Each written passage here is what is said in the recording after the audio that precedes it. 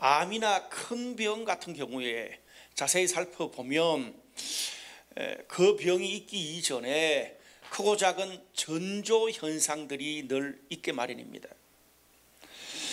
예를 들어 소화가 잘 안 되고 피로와 무력감이 장기적으로 계속 지속된다거나, 아니면 얼굴색, 대소변의 색깔이 아주 검게 바뀌고 이유 없이 갑자기 체중이 크게 줄거나 윗배가 계속 아프다든지 다양한 증상들을 찾아볼 수 있습니다. 물론 이런 증상이 있다고 다 기계적으로 큰 병이라고 말할 수는 없지만, 우리가 그런 우리 몸을 섬세하게 잘 살펴보면서 건강을 관리해야 될 필요가 있습니다. 여러분도 알다시피 저도 천식으로 꽤 오랫동안 고생을 해드렸습니다. 그러던 중에 제가 40대 초반에 자연치유를 전문으로 하는 그런 단식원에 들어가서 한 몇 주간 제가 여행을 한 적이 있었습니다. 치료를 받으면서 인간의 몸에 대해서 강의도 듣고 제가 몰랐던 것들을 많이 깨닫게 됐습니다. 그게 원장님이 그런 말씀을 하시더라고요. 인간의 몸에는 이유 없이 갑자기 건강이 죄다 무너지거나 갑자기 사람이 죽는 그런 일은 없다는 거예요. 특별한 사고 없이 말입니다. 예를 들어서 먹는 것이나 또 스트레스, 그리고 잘못된 습관들이 오랫동안 쌓여서 거기에서 작은 반응과 전조 현상들이 우리 몸에 계속 나타난대요. 그렇게 우리의 몸이 그런 전조 현상을 통해서 계속 우리들에게 신호를 줌에도 불구하고 그것을 고치지 않으면 점점 큰 병이 되어 간다는 거예요. 핵심을 이야기하자면, 그전에도 제가 좀 알았던 이야기지만 특별히 그때 제가 단식을 하면서 굉장히 와닿았어요. 그래서 제가 그것을 듣고 천식이 생기기 이전에 제 몸에 생기는 전조 현상들에 대해서 그 이전 짠 것부터 체크하기 시작했습니다. 그래서 그런 전조 현상들이 천식으로 넘어가기 전에 아주 작을 때 그런 신호가 오면 제가 미리 그것을 알아서 제 몸에 조처를 취했습니다. 생활 습관이나 제 몸에요. 그렇게 제가 이제 거의 한 10년 이상을 지내왔는데 너무나 많이 천식이 치료되고 지금은 거의 완치 단계에 이르게 됐습니다. 참 중요하더라고요. 인간의 몸뿐 아닙니다.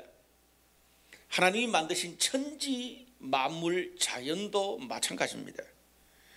여러분, 아무런 이유 없이 갑자기 생태계가 파괴되거나 화산이 폭발하고 땅이 온데 간데 없이 갑자기 사라지는 법은 그렇게 많지 않습니다. 이렇게 여러 가지 현상들을 보면 그런 큰 일들이 일어나기 훨씬 전부터 땅도 하늘도 천지 만물도 그런 전조 현상들을 찾아볼 수 있습니다. 그럼에도 불구하고 인간이 그것을 무시하고 관리하지 못하기 때문에 자연재해가 일어나는 것입니다. 하나님이 당신의 뜻을 행할 때도 비슷한 것 같아요. 성경에 보면 하나님께서 언제 내가 누구한테 어떤 일을 행하고 어떤 일을 누구한테 맡겼다, 그 이야기를 계속 반복해서 이야기를 해주고 있습니다. 하나님의 아들 예수 그리스도를 이 땅에 보내실 때 구약 성경 수천 년 동안 내가 이렇게 저렇게 메시아를 보낼 거라고 수많은 사람들, 선지자를 통해서 수천 번 반복해서 미리 이야기를 해주십니다. 그것도 모자라서 신약시대 예수님 오시기 바로 직전에 세례 요한을 통해서 어떤 말까지 합니까? 내 바로 뒤에 오시는 분이 예수님이다. 그만큼 미리 계속 당신의 뜻을 인간들에게 보여주십니다. 이것은 개인적으로 하나님께서 나에게 당신의 뜻을 이루실 때도 마찬가지입니다. 내가 하나님의 뜻을 알아차릴 수 있도록 내가 알 수 있는 방법대로 다양한 수많은 방법으로 하나님께서 하나님의 뜻을 전조현상으로 우리들에게 알려주십니다. 그런데 하나님이 아무리 당신의 뜻을 수없이 보여주셔도 우리의 눈이 닫혀서 그걸 볼 수 없으면 소용이 없는 거지. 그런데 성령이 우리의 영적인 눈을 열어주셔서 우리 앞서 일하시는 그 하나님의 일하시는 손길, 하나님의 뜻을 먼저 행하시는 전조현상을 우리가 알게 된다면 그것보다 더 큰 축복이 없습니다. 여러분, 예배는요, 찬양은요, 말씀은요, 우리에게 영적인 눈을 열어서 우리 앞서 일하시는 그 하나님에 대해서 보여주고 깨닫게 해주는 것입니다. 오늘 예배를 통해서 하나님 우리의 눈을 여셔서 우리 주변에서 지금도 그럼에도 불구하고 앞서서 일하시는 그 하나님의 일하시는 손길을 경험하는 저와 여러분 되시기를 바랍니다. 오늘은 여호수아서 강의 세 번째 체인지 그라운드 미션 세 번째 시간입니다. 하나님의 앞서 일하시는 손길에 대한 주제예요. 우리가 오늘 본문이 여호수아 2장인데 지난 두 번 설교를 통해서 여호수아 1장에서 하나님께서 모세의 뒤를 이어서 여호수아를 이스라엘 백성 2세대 지도자로 세우셨습니다. 그렇게 하나님의 이 사명을 받은 여호수아가 지난주 말씀에서 당시 2세대 그런 이스라엘 백성들의 지도자들과 소통과 책임을 지혜롭게 잘 전달해서 이스라엘 백성들을 하나로 이끄는 모습을 우리는 봤습니다. 오늘 본문 2장은요 크게 두 가지 이야기가 여기에 있습니다. 그 첫 번째 이야기는 두 명의 정탐꾼들이 여호수아의 명을 받아서 가나안 땅에 잠입했습니다. 몰래 숨어 들어갔다는 말이죠. 그런 과정 가운데 거기 현지인인 여리고성의 기생 라합의 도움을 받고 그녀의 고백을 통해서 앞서 일하시는 하나님의 손길을 경험하게 되는 것이 첫 번째 스토리예요. 두 번째 이야기는 정말 지금 이 정탐꾼을 보내고 막 전쟁이 일어나는 일촉촉발의 이런 두려움이 있는 상황에서 하나님이 그곳에 있는 기생 라합의 가정을 구원하는 이야기가 동시에 나옵니다. 어떤 면에서 오늘 이 여리고성 안에 오늘 본문에서는 앞서 일하시는 하나님에 대한 두 가지 큰 역사를 볼 수 있습니다.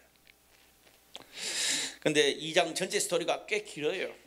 그래서 핵심만 제가 딱 짚어서 여러분과 크게 두 가지 스토리로 말씀을 나누겠습니다. 먼저 첫 번째로 하나님의 뜻을 따라가다 보면 앞서 일하시는 하나님의 손길을 경험하게 됩니다. 오늘 1절에서 3절까지 요약하면 이런 말씀이 있습니다. 여호수아가 시딤에서 두 사람을 정탐꾼으로 보내며 그 땅과 여리고를 엿보라 하며 그들이 가서 라합이라 하는 기생의 집에 들어가 거기서 유숙하더니 어떤 사람이 여리고 왕에게 말하여 이 밤에 이스라엘 자손 중 몇 사람이 이 땅을 정탐하러 들어왔나이다. 여리고 왕이 라합에게 사람을 보내어 내 집에 들어간 사람들을 끌어내라. 그들은 이 온 땅을 정탐하러 왔느니라. 이렇게 본문이 시작돼요. 여호수아가 가나안 땅을 정복하기 전에 정탐꾼 2명을 몰래 보내서 그 땅의 상황과 정보를 미리 알아오게 했습니다. 이 정탐꾼을 보낸 이 가나안 땅이 이스라엘 백성들이 가나안 땅에 들어가서 첫 번째로 만나게 되는 큰 성인 여리고 성에 정탐꾼들이 들어갔어요. 그런데 오늘 성경 말씀 뒤에 쭉 보면 그들이 밤에 이 몰래 여리고성에 들어왔다는 것들이 발각이 돼서 쫓기는 긴박한 상황이 됐어요. 여러분, 쫓기는 긴박한 상황이라면 붙잡히면 죽는 거예요, 그냥. 그러면서 이 사람들이 정탐꾼들이 기생 라합의 집에 숨어들었습니다. 뭐 드라마에서 흔히 볼 수 있는 이야기죠. 여기 성경이 라합을 기생이라 표현했습니다. 이 기생이란 이 단어는요 히브리에 다양한 의미가 쓰이지만 몸을 파는 여인, 뭐 장녀, 매춘부 이런 뜻도 있고, 그리고 이교도의 종교적인 일을 하는 사제라는 뜻도 동시에 있습니다. 그런데 이 두 가지가 동시에 가능한 게 당시 고대 중동 지방에서는 이 종교적인 제사를 드리는 그런 일들을 도우면서 몸을 파는 여인들이 그 제단 주변에 집을 짓고 많이 있었습니다. 거기는 또 보호가 되잖아요. 그런데 이 정탐꾼들 같은 경우에 여리고 성에 아는 사람들이 없습니다. 그냥 일반 개인 집에 들어갔다가는 잡혀 죽습니다. 그런 면에서 아무래도 이런 곳이 몸을 숨기기도 좋고 또 돌아가는 그 여리고 성의 여론을 파악하기도 쉬웠을 거라고 학자들이 이야기를 합니다. 그런데 그 정탐꾼들을 쫓던 군대들이 그 사람들이 기생 라합의 집에 들어갔다는 이야기를 정보로 듣고 또 그것을 왕이 알고 군대를 기생 라합의 집에 보내서 엄포를 놓습니다. 그래서 너희 집에 이스라엘 정탐꾼 2명이 들어갔다는 첩보가 있는데 끌어내라고 이야기를 합니다. 단도직입적으로 군인들이. 그런데 이 기생 라합은 여리고 사람입니다. 그래서 만약에 이 적국의 정탐꾼을 숨겨줬다는 것이 발각되면 아주 이거는 큰 죄라 바로 죽음을 당할 수 있는 그런 일입니다. 여러분이 여리고 군대 또 여리고 사람인 라합, 내가 만약에 정탐꾼이라면 이런 생각을 했을 것 같아요. 야, 이제 꼼짝없이 죽었구나. 같은 여리고 사람인데 당연히 넘겨주지. 괜히 우리를 숨겨줘야 될 그 목숨을 담보하면서 숨겨줘야 될 그 어떤 이유도 없는데 이제 죽었구나 싶었을 거예요. 그런데 오늘 본문 스토리를 보면 그런 위기의 상황, 목숨이 이제 거의 그냥 간달간달하고 어떤 면에서 우리로 말하면 내 평생의 기반이 날아갈 수도 있는 그런 긴박한 상황에 전혀 예상할 수 없는 반전이 일어납니다. 오늘 본문 4절에서 7절, 16절에서 17절 말씀을 쭉 보면 라합이 이상하게 그 적군의 정탐꾼 2명을 건물 옥상에 당시에 나무 껍질을 많이 말려두는 거기에다가 이 2 사람을 숨겨뒀습니다. 그리고 찾아온 군사들한테 그 정탐꾼이 우리 집에 오기는 왔는데 내가 그들이 어디서 왔는지 모르겠고 아마 성문 닫기 바로 직전에 나간 걸로 알고 있다. 빨리 쫓아가 봐라. 둘러댔어요. 거짓말을 하고 군사들을 다 돌려줬습니다. 그리고 마지막에 이 정탐꾼들을 돌려보내면서 떠나보내면서 지금 당신들을 찾는다고 지금 군사들이 혈안이 돼서 경계가 삼엄하니까 한 3일 동안 산에서 숨어 있다가 좀 잠잠해지거든 도망가세요. 그런 말까지 합니다. 우리가 이것을 보면 라합이 정탐꾼들이 불쌍해서 아니면 갑자기 우연히 그냥 한번 도와준 것이 아니라 의도적으로 도와줬다는 것이 명확해집니다. 우리 오늘 본문을 통해서 우리 정탐꾼 입장에서 생각해 보면 이제는 정말 그들이 망하고 완전히 죽을 수밖에 없는 그런 결정적인 긴박한 상황에서 전혀 예상하지도 못했던 기생을 통해서 정탐꾼들이 목숨을 보존하고 하나님이 또 여호수아가 준 그 임무를 수행하게 됩니다. 놀랍죠. 근데 더 중요한 것은 기생 라합이 정탐꾼들 앞에 하는 고백을 통해서 정말 이 정탐꾼들이 온 목적 여리고 성의 동향을 파악하게 돼요. 그것도 누구를 통해서? 기생 라합의 고백을 통해서예요. 오늘 9절에서 11절까지 말씀 보면 이런 말씀이 있어요. 이걸 이제 라합이 말하는 겁니다. 말하되 여호와께서 이 땅을 너희에게 주신 줄을 내가 아노라. 우리가 너희를 심히 두려워하고 이 땅 주민들이 다 너희 앞에서 간담이 녹나니 이는 너희가 애굽에서 나올 때 여호와께서 너희 앞에서 홍해 물을 마르게 하신 일과 너희가 요단 저쪽에 있는 아모리 사람의 2왕 시온과 옥을 전멸시킨 일을 우리가 들었음이니라. 우리가 듣자 곧 마음이 녹았고 너희로 말미암아 사람이 정신을 잃었대요. 오늘 여기에 라합은 이스라엘 백성이 아닙니다. 하나님을 모르는 이방인인데, 이방인에도 불구하고 하나님께서 가나안 땅을 이스라엘 백성들에게 줬다는 것을 안다고, 여기 안다는 말은 이하다예요. 확신에 차서 이야기를 하는 거예요. 왜 그랬냐? 오늘 라합은 이렇게 말해요. 두 가지를. 수백만 이스라엘 백성들이 하나님의 기적으로 홍해바다를 건넜고, 그리고 광야를 떠돌면서 그 지역에서 제일 강력했던 군대들을 다 물리치고 여리고성 바로 코앞까지 왔으니까, 그걸 보고 당시 그 여리고성의 모든 주민들이 이제 곧 미래 우리도 결국 전멸될 것이라는 것을 그들이 생각해서 그냥 불안, 두려움에 정신을 잃을 정도다, 그렇게 이야기해요. 여기 그 땅 주민들이 크게 두려워하고 정신을 잃을 정도로 불안하다는 것을 두 번이나 강조해요. 오늘 그 이야기를 듣고 나중에 우리 정탐꾼들이 여호수아한테 가서 보고를 합니다.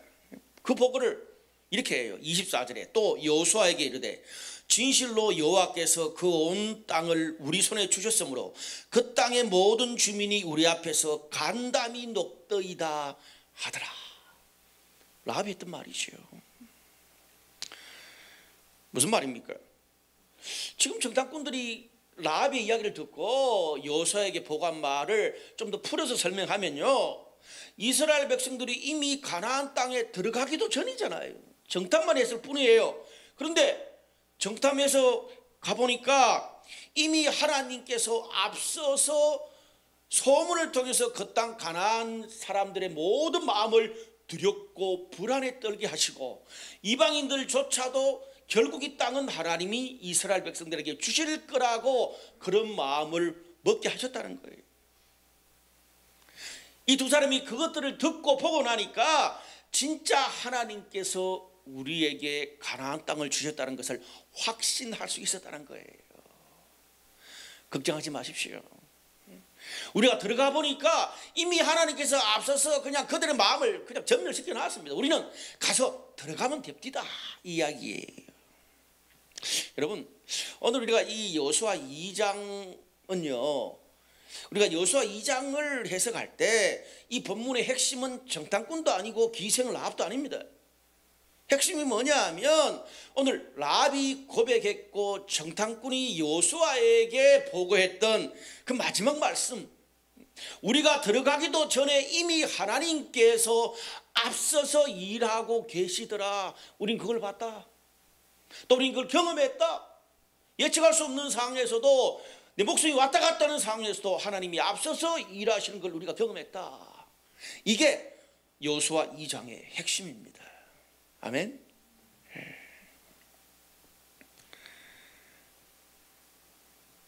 우리 삶에도 그대로 적용되잖아요. 이스라엘 백성들이 한 번도 가보지 않고 한 번도 해보지 않은 전쟁이라서 그들은 지금 어떻게 해야 될지 고민도 많고 걱정도 많고 노심초사하고 잠도 안 오고 시행착오도 얼마나 많았겠어요. 그런데 정탐꾼들이 가나안 땅에 들어가서 보니까 이미 하나님께서 앞서서 모든 작업을 다 완료하고 계시더라는 거예요.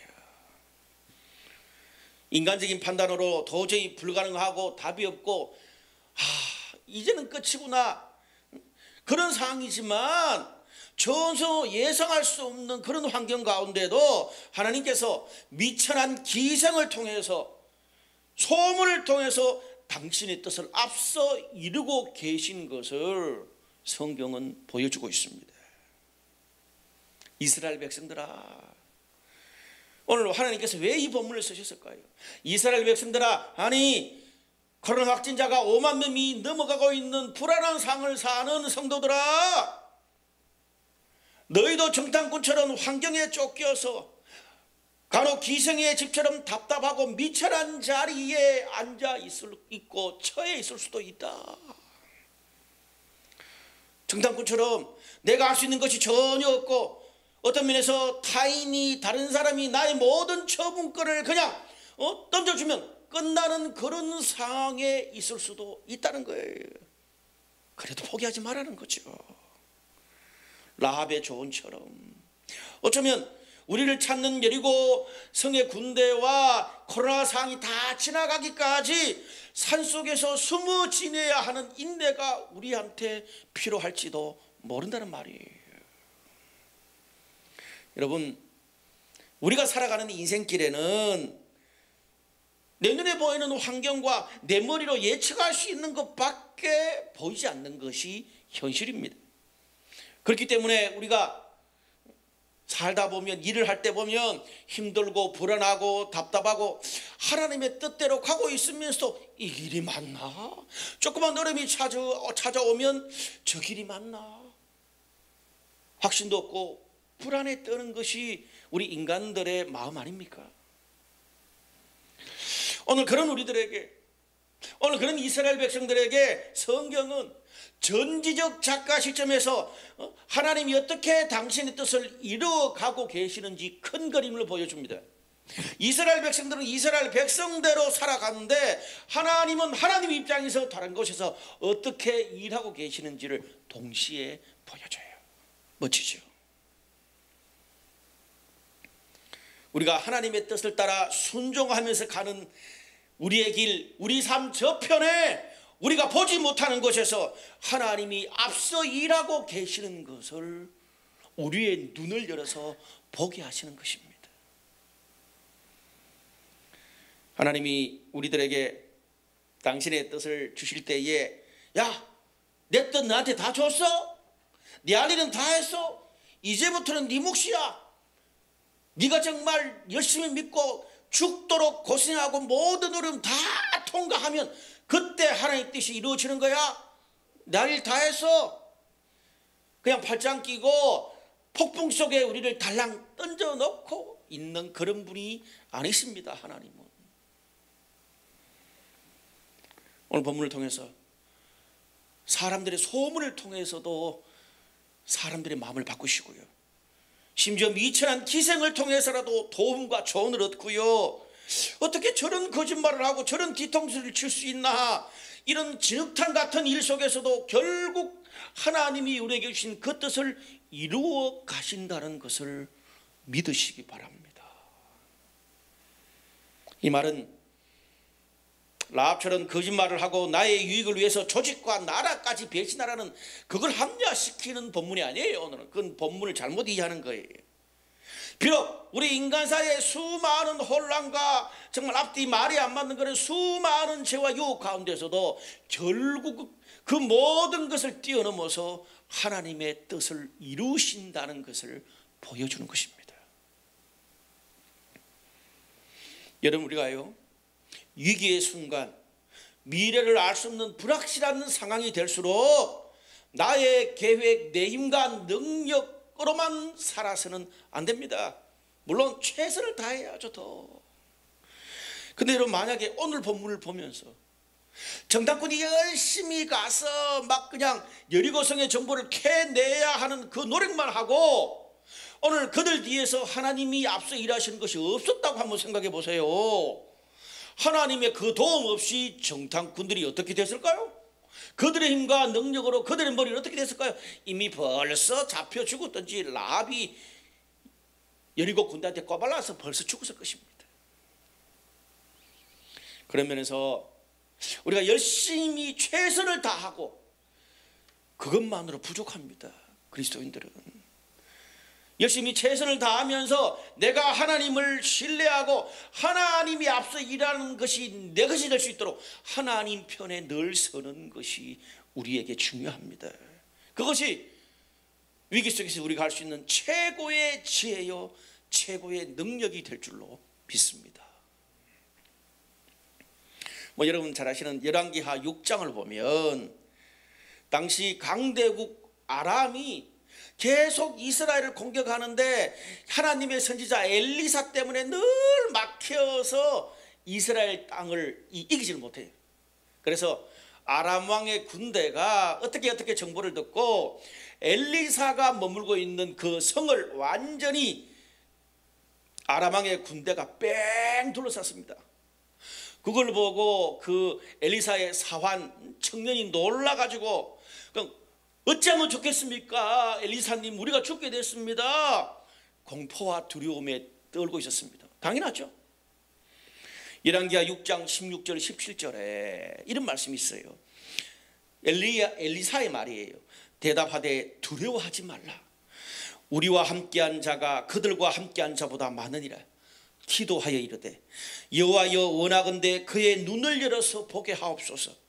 여호와께서 그 청년의 눈을 여심해 그가 보니 불말과 불병거가 산에 가득하여 엘리사를 둘렀더라. 아멘. 다시요. 여호와께서 그 청년의 눈을 여심해 그가 보니 불말과 불병거가 산에 가득하여 엘리사를 둘렀더라. 무슨 말입니까?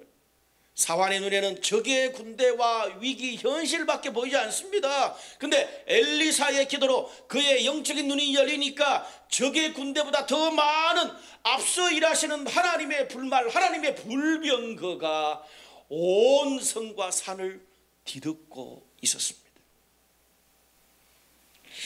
오늘 저는 예배를 드리는 우리 모든 성도들이 하나님의 뜻을 순종하기 위해서 살아가는 저희는 우리 모두의 눈이 열려서 앞서 일하시는, 우리를 위해 앞서 일하시는 하나님의 불말과 불병거가 보일 수 있게 되기를 주님의 이름으로 축복합니다. 오늘 본문은 그 이야기를 해주고 있는 거예요. 두 번째로, 하나님은 어떤 상황 가운데도 구원하실 자를 찾아내십니다.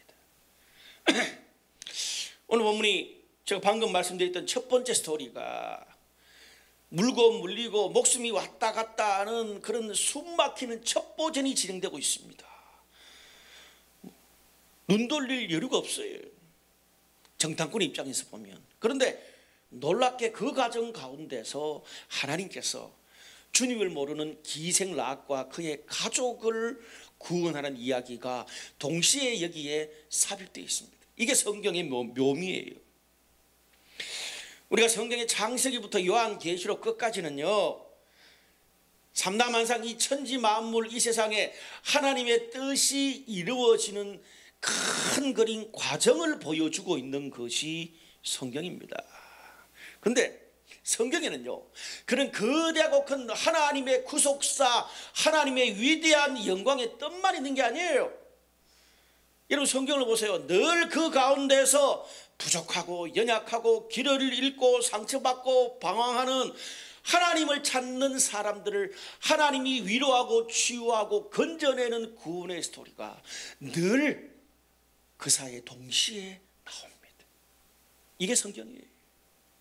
좀 어려운 말로, 그래서 성경은 공적이면서도 개인적이고 개인적이면서도 공적이에요. 본문에도 마찬가지입니다. 이스라엘 백성들과 정탐꾼들 입장에서 보면 하나님이 아브라함에게 주신 가나안 땅을 주신 약속의 땅을 주신다는 그 약속이 500년 만에 이루어지는 너무나 큰 하나님의 약속과 비전을 이루는 과정 가운데 있어요, 지금 정탐꾼들은. 근데 하나님은 그 일도 앞서서 진행하시지만 장려로, 이방인의 사제로, 어떤 면에서 거짓말로 조국까지 배신하는 그런 혼란스러운 삶을 사는 라합과 그의 가족도 그 과정 가운데 구원하세요, 보호하세요. 여러분 성경을 읽으면서 느끼는 것은 하나님이 인간을 구원하시고 사랑하는 그런 이 스토리에는 인간의 모든 논리, 보편성, 정의를 뛰어넘는 너무나 넓고 깊고 크기 때문에 인간이 이해할 수 없는 미스테리 같은 그런 일들이 너무 많습니다. 오늘 기생 라합을 구원하는 것도 거기에 속합니다. 우리가 앞서 살펴봤듯이 여리고 성 안에 있는 주민들은 이스라엘 백성들한테 들려왔던 그 소문 때문에 두려움과 절망에 빠져서 모두가 불안해서 정신을 잃을 지경이라고 성경 이야기를 합니다. 그런데 여러분, 두려워서 정신을 잃고 그렇다고 모든 사람이 하나님께 나온 것은 아니었습니다.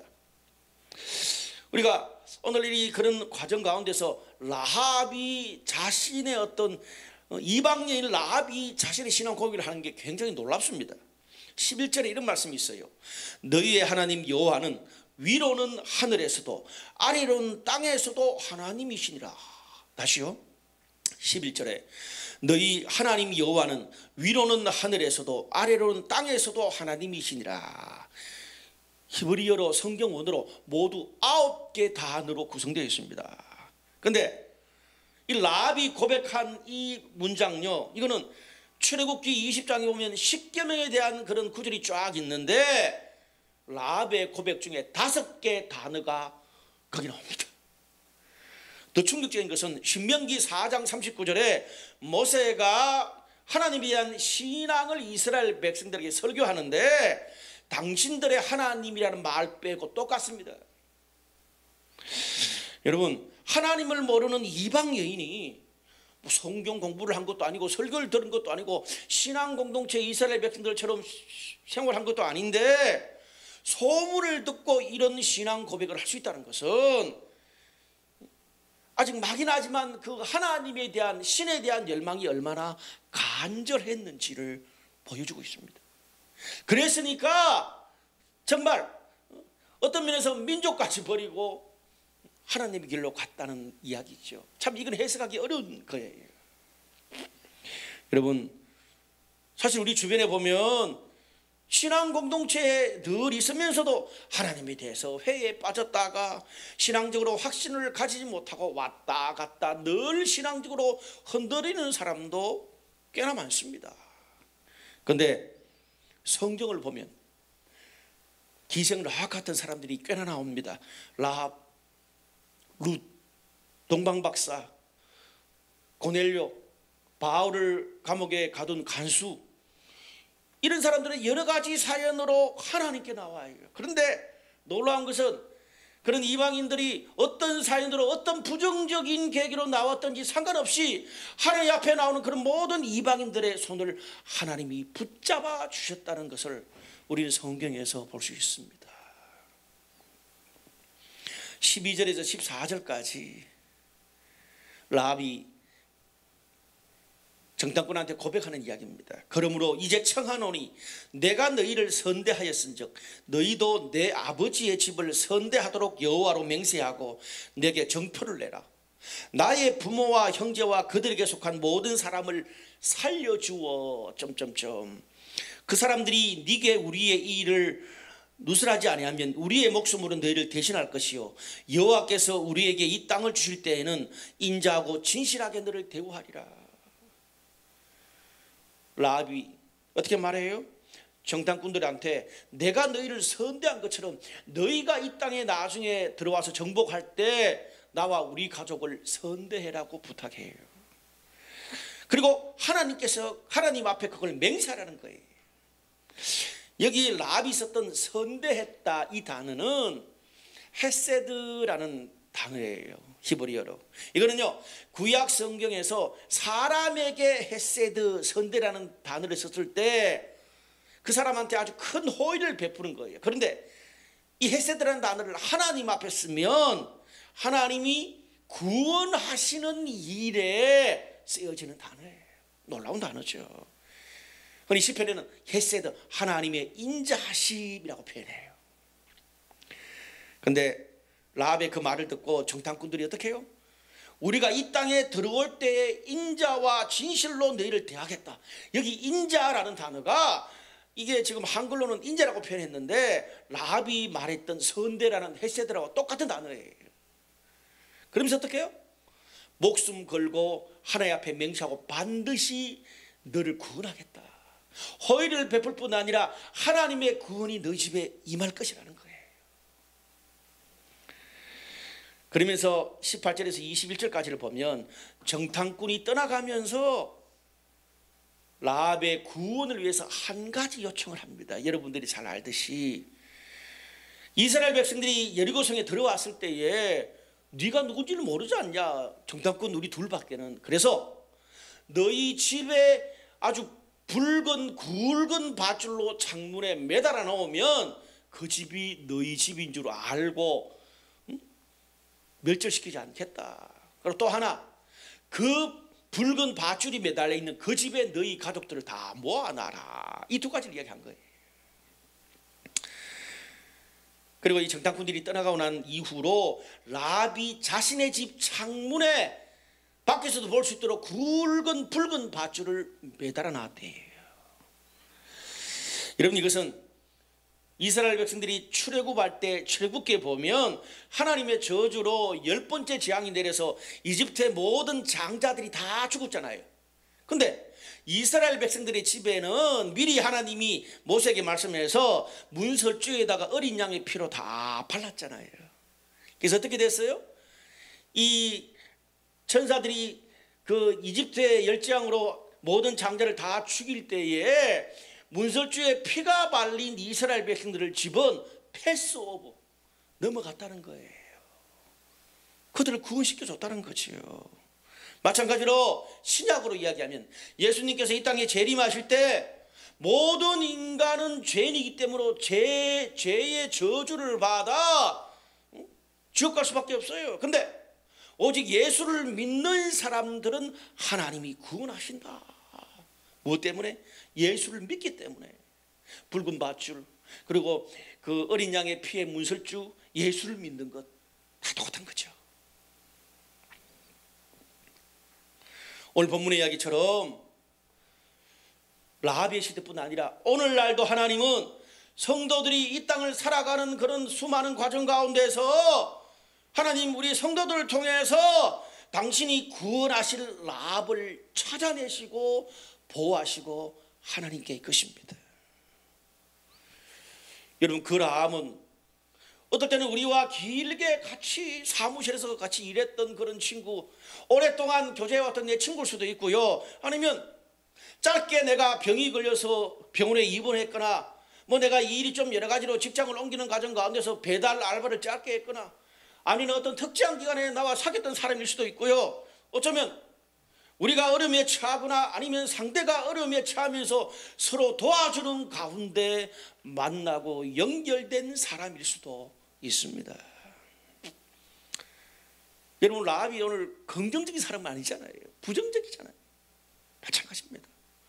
하나님이 우리를 통해 사람들을 주님께로 이끄실 때에 긍정적이든 부정적이든 나보다 수준이 높은 사람이든 낮은 사람이든 상관없이 하나님을 모르는 모든 사람들이 저와 여러분 우리 믿는 성도들을 만나는 것 자체가 하나님께 가까이 갈 수 있는 구원을 위한 축복의 통로가 된다는 사실을 믿으십시오. 그런데 신앙적인 프라이드를 가져야 돼요. 여러분, 만약에 이방 여인 라합이 신에 대한 열망은 너무나 강하게 있었어요. 근데 이런 묘한 정말 이렇게 예측할 수 없는 그런 사연으로 하나님을 믿는 정탐꾼을 만나지 못했다면 어떻게 됐을까요? 붉은 줄을 매달 수도 없었을 것이고 그녀와 그녀의 가족들은 하나님의 구원을 받을 수 있는 기회 자체가 없었을 거예요. 여러분, 여기에 붉은 줄을 매달아라라고 정탐꾼이 라합한테 말하죠.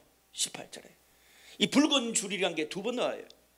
정탐꾼이 라합한테 붉은 줄을 매달아 놓으라, 그게 한번 나오고, 그리고 정탐꾼이 떠나고 난 다음에 라합이 그의 집에 붉은 줄을 매달아 놨다. 21절에 한글 성경에는 똑같이 나와요, 붉은 줄이.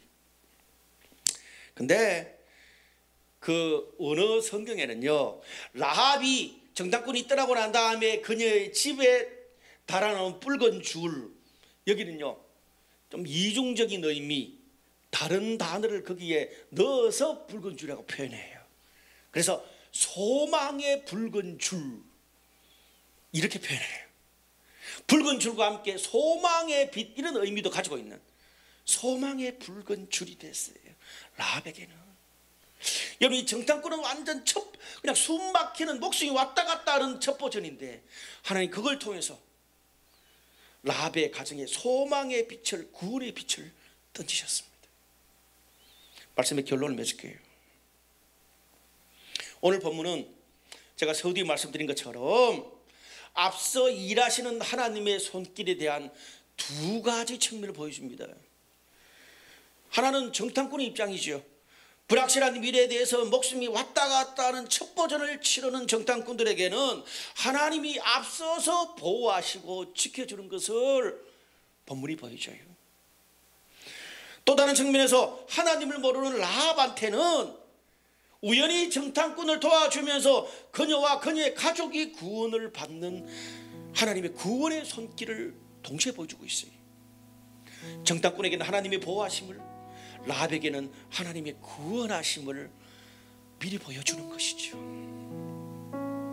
여러분, 오늘 우리가 이걸 통해서 우리가 하나님의 뜻을 따라 살아가면서 앞서 일하시는 하나님의 손길이 너무 다양하다는 것을 알 수가 있습니다. 간혹 우리는 내가 생각하고 내가 원했던 일이 안 된다고 하나님의 손길이 나의 삶에 없다고 말할 때가 있습니다. 없는 게 아니에요. 여러분, 오늘 여기에 정탐꾼들처럼 내 목숨이 왔다 갔다 하고 나의 기반이 정말 자칫 잘못하면 나의 모든 평생 쌓아놓은 기반이 위협받는 이런 긴박한 상황 중에도 하나님은 그 정탐꾼들을 통해서 누군가에게 구원과 소망의 빛을 던져주고 계세요. 그들을 하나님께 이끌고 계세요. 나는 지금 막 쫓기고 있는데 하나님 그걸 통해서 누군가에게 구원의 통로, 그들이 하나님께 돌아오는 통로가 되게 하시는 겁니다. 여러분, 또한 우리도 기생 라합이 말했다고 미천한 사람의 말과 조언이라고 아니면 늘상 듣는 뻔한 말이라고 무시하지 마십시오. 내가 지금 나락으로 떨어진 상황이고 내가 할 수 있는 것이 전혀 없고 모든 주도권이 다른 사람에게만 있다고 하나님 뜻도 이룰 수 없는 것처럼 말하지 마십시오. 여러분, 여기서 정탐꾼이 할 수 있는 게 뭐가 있었습니까? 그들의 목숨의 모든 주도권을 믿을 수 없는 라합한테 다 있는데, 근데 그 가운데서도 주님 일하시잖아요. 단지 우리 눈이 닫혀서 하나님의 일하심을 보지 못할 뿐입니다. 따라합시다. 하나님은 어떤 상황에서도 당신의 뜻을 반드시 이루신다. 여러분, 믿음이 뭘까요? 오늘 여호수아 2장이 말하는 믿음은 하나님이 우리보다 앞서서 일하시는 손길을 알아채고 작은 것 하나 그 믿음의 전조현상을 알아채고 흔들리지 않고 끝까지 하나님과 동행하는 삶을 말합니다. 오늘 그 하나님의 일하심에 여러분의 눈이 열리기를 바랍니다. 코로나 때문에 세상은 더 닫혔습니다. 그러나 그 더 닫힌 그 상황 가운데 하나님 더 앞서 일하고 계신다는 사실을 믿는 저와 여러분 되시기를 주님의 이름으로 축복합니다.